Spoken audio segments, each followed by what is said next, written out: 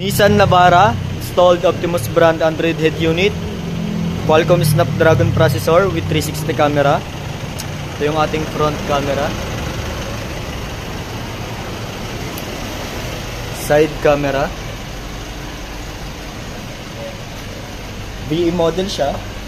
Ito yung ating rear camera, nasa tailgate nakalagay. Another side camera.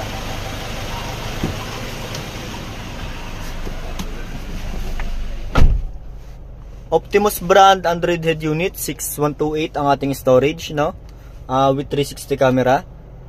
Android Auto and Apple CarPlay wireless siya. Then yung ating 360 camera, all sides recording siya. Ayan, check natin. Yan, all sides recording siya. Then yung ating 360 camera, meron siyang auto trigger na tinatawag within 20 kph below. Pag nag-signal light ka, magti-trigger siya. Halimbawa, left signal light, right signal light. Pag nag-hazard ka, dalawang side yung lalabas. Then priority niya sa trigger yung reverse natin. Yan, accurate din po yung mga linya natin dyan. Then yung ating Android head unit with 360 camera, meron siyang online voice command under ni Google Assistant. Ayan. Then yung ating voice command, nakakonect siya sa steering wheel control. Yan, try natin. Sa online voice command, which is Google Assistant, pwede kang magbigay ng specific voice command sa kanya. Halimbawa, ganito. Play James Blunt on YouTube. So, siya na yung kukuha ng playlist ni James Blunt sa YouTube. Then, hindi mo na kailangan mag-type. Yan.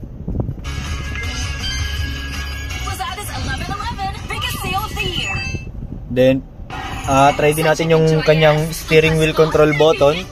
Yung volume up, volume down, working siya. Then, yung next track and previous track niya, working pa rin. Yan.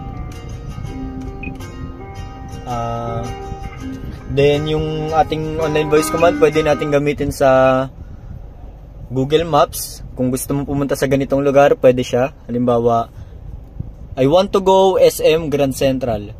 Siya na yung kukuha ng route through Google Maps since Google Assistant siya. Ayan.